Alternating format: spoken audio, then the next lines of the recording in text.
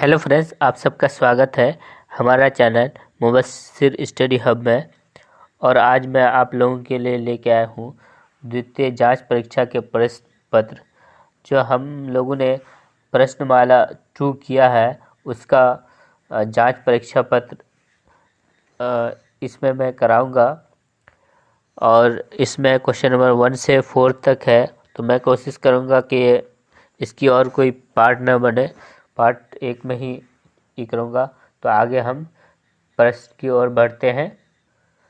प्रश्न नंबर 1 है 10,000 से ठीक पहले आने वाली 5 पूर्ण संख्याएं लिखिए। यानी 10,000 से ठीक आने वाली पहली 5 पूर्ण संख्या।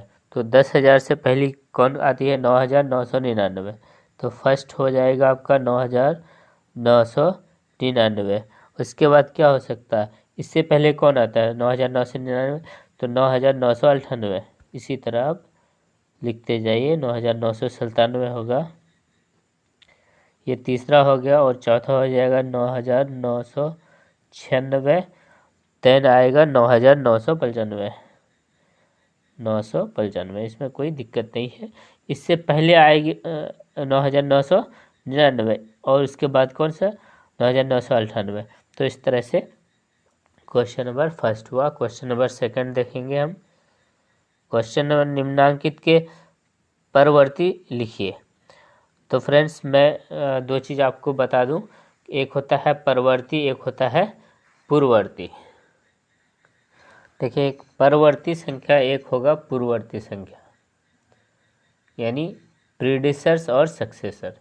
सक्सेसर होता है एक बाद वाली, यानी अगर 5 आपको कोई संख्या दिया हुआ है, अंक दिया हुआ है, उसका सक्सेसर यानी परवर्ती क्या होगा? 6 होगा। क्या होगा? 6 होगा। अगर 6 दिया हुआ रहेगा, उसका परवर्ती क्या होगा? 7 दिया हुआ है। तो इसी तरह कोई आपको संख्या दिया 123, इसका परवर्ती यानी सक्सेसर क्या होगा? 124। इसी तरह पूर्ववर्ती यानी एक बाद वाली संख्या, यानी एक पहले, यानी अगर 5 है उससे पहले क्या आएगा? 4, उससे पहले 4। उसी तरह अगर 123 दिया हुआ रहेगा, इससे पहले क्या आएगा? 122, यानी पूर्ववर्ती, यानी इससे पहले वाली संख्या। और ये किसी संख्या के बाद वाली संख्या को तो इसको अगर बहुत ज़्यादा नंबर दिया हुआ है, 1 2 3 4 5 6, इस तरह से एक संख्या दिया हुआ, इसका आप परवर्ती कैसे निकालिएगा? +1 कर देना है आपको। ये परवर्ती 6 और 1 7, और उसके बाद ये सारा जुट जाएगा। तो एक तरीका होता है, यहाँ तो आसान है, 6 7 56 है तो 57 कर दिए, तो ये नहीं। लेकिन कभी ऐसा कन्फ्यूजन वाला आपको आएगा कि उसको कैसे बोला जाएगा या लिखा जाएगा, उसमें कन्फ्यूजन होता है। तो आप इसमें कोई दिक्कत नहीं, परवर्ती और पूर्ववर्ती आसानी से समझ जाएंगे। हमारे पास ये संख्या है दिए हुए, इसका परवर्ती लिखना है यानी सक्सेसर लिखना है। परवर्ती मीन्स सक्सेसर। तो एक बाद, इसके एक बाद। तो अब देखिए, इसी को एक बाद कैसे करना, इसमें एक जोड़ देंगे अगर हम, ठीक है, सब में एक जोड़ देंगे। 9 1 10 का 0 हासिल 1, 9 था ही, और एक जो हासिल हुआ 10 10 का 0 हासिल 1, 9 1 10 का 0 हासिल 1, और ये 0 है तो इसमें एक जुट जाएगा हासिल। ये हो गया आपका परवर्ती। उसी तरह यहाँ भी एक हमको जोड़ना है, इधर हम ऐसे कर सकते हैं, लेकिन हम यहाँ करने के 9 1 10 का 0 हासिल 1, 9 और 1 10 का 0 हासिल 1, यहाँ 1 हो जाएगा और ये 15 रहेगा। इस तरह से ये परवर्ती संख्याएं होंगी। अब इसमें भी हम एक अगर जोड़ेंगे, 9 1 10 का 0 हासिल 1, यहाँ हो जाएगा 2 और 1 3, 2 8 7 1। उसको अगर ना बोल करके हम ये भी लिख सकते हैं कि 1,78,229 है, इसका परवर्ती क्या होगा? 1,78,230, 1,78,230। ये 70 है, 71, यानी 57,870, 57,871 होगा। तो ना जोड़ करके आपको अगर ऐसे सुविधा हो रही है तो आप इस तरह से भी लिख सकते हैं। तो ये क्वेश्चन नंबर आपका फर्स्ट का सेकंड था। अब हम थर्ड की तरफ चल, इसका ई पार्ट रह गया है, इसको जोड़िएगा। 9 1 इसको प्लस कीजिएगा तो आ जाएगा 9 1 10 का 0 हासिल 1, 9 1 10 का 0 हासिल 1, 9 1 10 का 0 हासिल 1, 9 1 10 का 0 हासिल 1, 4 और 1 5। इस तरह से हो गया। क्वेश्चन नंबर 3 हो गया। निम्नांकित के पूर्ववर्ती, मैंने बोला था परवर्ती और पूर्ववर्ती, तो आपको ये पूर्ववर्ती एक पहले वाली, यानी कोई संख्या 5 है तो उसका पहले वाला क्या होगा, 4 होगा। इस तरह से आपको संख्या लिखना है। तो ये हो गया आपका क्वेश्चन नंबर 3। तो हम देखेंगे इसका एक पहले वाला, तो 5000 है तो 4999। तो इस तरह से हमको बोलने में या लिखने में भी दिक्कत है, तो अगर हम एक माइनस यहाँ कर दें तो आसानी होगी। 0 में 1 नहीं जाएगा, या 10 में 1 चला गया, क्या हो जाएगा 9, और यहाँ बच गया 9, और यहाँ भी 9 हो गया, और ये हो गया 4, हो गया 4999। लेकिन हम एक माइनस करके लिखेंगे तो इसमें गलती होने के चांसेस बहुत कम होंगे। अब यहाँ ही देख लेते हैं, यहाँ -1 कर देंगे हम, ठीक है। अगर नहीं भी करते हैं तो ये हो जाएगा आपका 61,200 है तो 61,199, क्या लिखेंगे 61,199 वाला। अब देखिए 0 है, 0 में 1 नहीं जाएगा, 10 10 में 1 चला गया 9, यहाँ हो गया 9 का 9 ही 9, अब ये 2 था तो 1 हो गया और 61 का। उसी तरह यहाँ हो गया आपका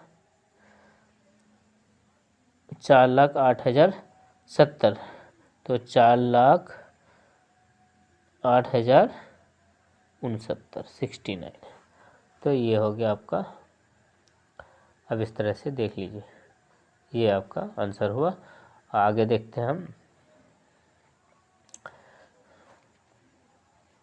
आगे हुआ आपका 82,971, 82,971, तो क्या हो जाएगा 82,970, एक पहले वाला, तो 971 है तो 970 होगा। उसी तरह हम यहाँ देखेंगे 1,52,600, तो हो गया 1,52,599।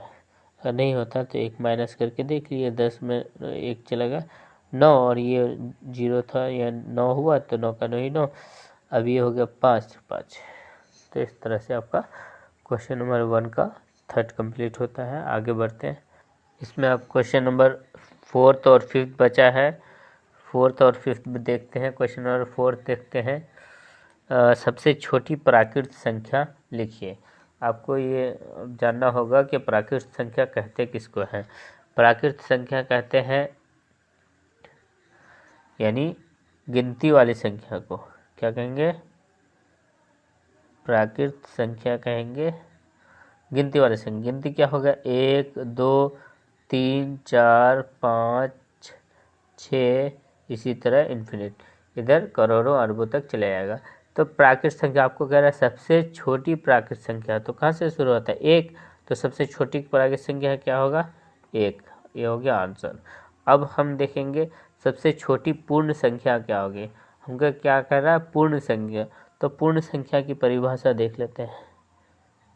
पूर्ण संख्या, पूर्ण संख्या कहते हैं प्राकृतिक संख्या के समूह में प्राकृतिक संख्या के समूह के आगे 0 जोड़ देने पे पूर्ण संख्या बनती है। यानी 0 से शुरू होने वाली संख्या को पूर्ण संख्या, 0 1 2 3 4 5 6, इसी तरह सोन, करोड़ों अरबों हो जाएंगे।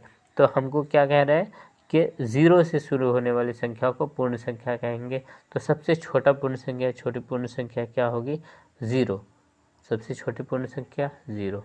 तो इस तरह से क्वेश्चन नंबर 1 कंप्लीट होता है। क्वेश्चन नंबर 2 चलते हैं फ्रेंड्स। क्वेश्चन नंबर 2 का फर्स्ट है 56 और 63 के बीच में कितनी पूर्ण संख्या होगी।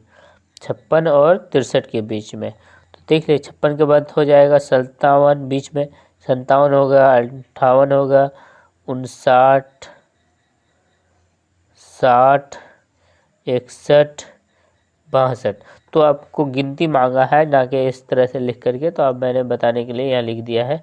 तो कितनी पूर्ण संख्या है टोटल 6, 1 2 3 4 5 6।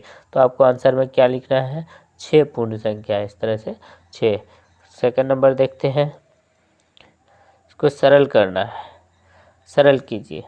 ये मल्टीप्लाई है, इसको ऐसे सरल करना है जिससे आपको आसानी हो। तो मेरे पास एक ये है, देखिए 172 यहाँ भी है, 172 यहाँ है, बीच में प्लस है, तो दोनों तरफ हम 172 को हम कॉमन ले लेंगे। 100 यहाँ से करते हैं, 172 कॉमन ले लिए, बचा मेरे पास 45 प्लस इधर बचा 55, तो ये हो गया आपका 172। अब इन पहले हम बोर्ड मास क्या बोलता है कि ये पहले ब्रैकेट का काम कीजिए। 45 प्लस 55 कितना हो जाएगा 100, तो टोटल हमारा 172 गुना कितना हो जाएगा 100। जब इसको मल्टीप्लाई करेंगे तो कितना हो गया 172 पे 00 मल्टीप्लाई करेंगे, आप मल्टीप्लाई करके अलग अलग से देख सकते हैं, लेकिन आपको आंसर यही मिलेगा। क्वेश्चन नंबर 2 का थर्ड चलेंगे हम। क्वेश्चन नंबर 2 का थर्ड है, उपर्युक्त क्रम में लगा करके योग ज्ञात कीजिए। उपर्युक्त क्रम लगा करके योग ज्ञात कीजिए। आपको इसको ऐसा जोड़ना है, डायरेक्ट आप जोड़ सकते हैं, 9 2 11 और 8 इस तरह से जोड़ सकते हैं 19, लेकिन आपको अच्छे से क्रम लगा के। तो अब हम इसको क्या करेंगे, एक क्रम में सजाएंगे। 12 8 को एक तरफ जोड़ लीजिए और बाकी प्लस 29, 12 8 कितना हो गया 20 प्लस 29 बराबर कितना हो जाएगा 49। ठीक है, तो ये एक क्रम हुआ। इसी तरह हम यहाँ जोड़ेंगे कि अलग अलग क्रम, 83 और अगर 17 को जोड़ेंगे तो 100 हो जाएगा। एक क्रम ये हो गया, एक इधर हो जाएगा। अब प्लस, बीच में प्लस का निशान देंगे, 61 और प्लस 39। जब इन दोनों को जोड़ेंगे तो 7 10 का 0 हासिल 1, 9 और 1 10, 100 हो गया, प्लस 1 और 9 10 का 0 हासिल 1, 6 9 1 10 का 0 हासिल 1, कितना 100 प्लस 100, टोटल कितना हो गया 200। इस तरह से आपको जोड़ने में आसानी होगी। 100 प्लस 100 200। तो क्वेश्चन नंबर 2 का ये थर्ड हुआ। इसमें हम क्वेश्चन नंबर 4 करेंगे। क्वेश्चन नंबर 4 में उपयुक्त क्रम में लगाकर गुणनफल ज्ञात कीजिए। आपको उसी तरह आपको गुणनफल ज्ञात करना है, ऐसा क्रम लगाना है जिससे आपको आसानी हो। 4th क्वेश्चन है, उपयुक्त क्रम में लगाकर गुणनफल ज्ञात कीजिए। तो फ्रेंड्स आपको मैं गुणनफल ज्ञात आपको इस तरह से करना है कि आपको गुणा करने में आसानी हो और सही क्रम में सजा दें।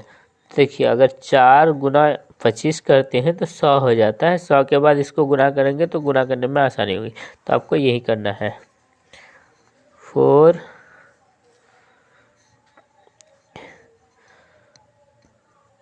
देखिए, इसी तरह हम 4 इंटू करेंगे 25 मल्टीप्लाई बाई 8276, तो हम ये हो जाएगा 100 हो जाएगा। अब इसको मल्टीप्लाई कर देंगे इससे, तो ये 00 यहाँ बैठ जाएगा, ये आपका आंसर आएगा। तो आपको पता चल गया कि गुणा करने में कितनी आसानी होती है। सेकंड देखते हैं इसी का। सेकंड है 125 मल्टीप्लाई 3 मल्टीप्लाई 8 और मल्टीप्लाई 15, यानी 125 गुना 3 गुना 8 गुना 15। आपको इस तरह से मल्टीप्लाई करना है जिससे आसानी हो।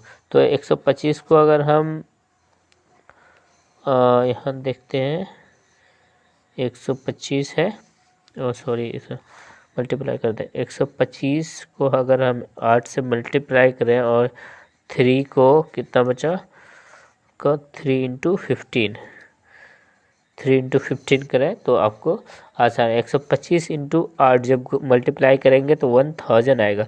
1000 इंटू 15 या 45, तो इस तरह से आपका क्या आ जाएगा 45 पे 3 0, 45 पे 3 0, इस तरह से मल्टीप्लाई करके आप कर सकते हैं। तो ये हुआ सही कर्व। तो आगे हम क्वेश्चन नंबर 2 का 4th कंप्लीट। 5th है, मान निकालिए। इधर उसी तरह मल्टीप्लाई दिया हुआ है, आपको इसका मान निकालना है। तो इसको देखिए तोड़ना पड़ेगा। 137 है और यहाँ 37 दिख रहा है, बाकी ये दोनों आपको कॉमन दिख रहा है। तो अब सबसे अच्छा इसको कॉमन ले लेते हैं। 8 9 2 7 6, यानी इसको हम कॉमन ले लिए और बचा कितना 137 माइनस 37, ये कॉमन में आ गया। तो आपको कितना आपको देखिए 37, पहले ब्रैकेट का काम कीजिए, 137 माइनस 37 कितना हो जाएगा 100 और मल्टीप्लाई बाई 89,276 बराबर कितना होगा 89,276 पे 00, ये आप मल्टीप्लाई करके आ जाएगा आपका। तो इस तरह से क्वेश्चन नंबर 2 कंप्लीट होता है। क्वेश्चन नंबर 3 चलते हैं। क्वेश्चन नंबर 3 का फर्स्ट है उपयुक्त गुण का प्रयोग करके गुणनफल ज्ञात कीजिए। ये गुना दिया हुआ है, इसका गुणनफल ज्ञात करना है। यहाँ दिख रहा है 739 यानी 739 गुना 104 आपको सही गुणन। तो हम 104 को इस तरह से बांटे कि आपको गुना करने में आसानी हो। तो हम इसको तो एज इट इज़ रख देते हैं और इसको हम बांट देते हैं 100 + 4। 104 को 100 + 4 बांट सकते हैं कि नहीं, बांट सकते हैं। अब 739 गुना 100 करेंगे हम, 39 गुना 100 कितना हो जाएगा, इतना होगा। और उसको हम यहाँ जोड़ देंगे, इससे गुना 4 से 4 9 36 का 6 हासिल, 4 9 36 का 6 हासिल 3 और 4 3 12 और 3 15 का 5 हासिल 1, 7 का 28 और 1 29 का 9 हासिल 2। अब हम इन दोनों को जोड़ देंगे, जब जोड़ेंगे तो आएगा 6 का 6 ही 6, 5 का 5 ही 5, 9 और 9 18 का 8 हासिल 1 और 2 और 1 3 और 3 6 और इस तरह से 7। तो 76,856 कितना आता है 76,856। ये आपका फर्स्ट हुआ 3rd। क्वेश्चन नंबर 3 का तीसरा का 2 है। एक दुकानदार सुबह 18 लीटर और शाम को 15 लीटर दूध खरीदता है। यदि दूध का मूल्य 17 रुपये प्रति लीटर है तो वह दुकानदार प्रतिदिन कितने रुपए का दूध खरीदता है। कितने रुपए का दूध खरीदता है, इसका मतलब कितना रुपया वो लगाता है दूध खरीदने में। तो हम सुबह का निकाल देते हैं, शाम का निकाल देते हैं। इसे 18 लीटर सुबह खरीदा गया, एक दुकान सुबह का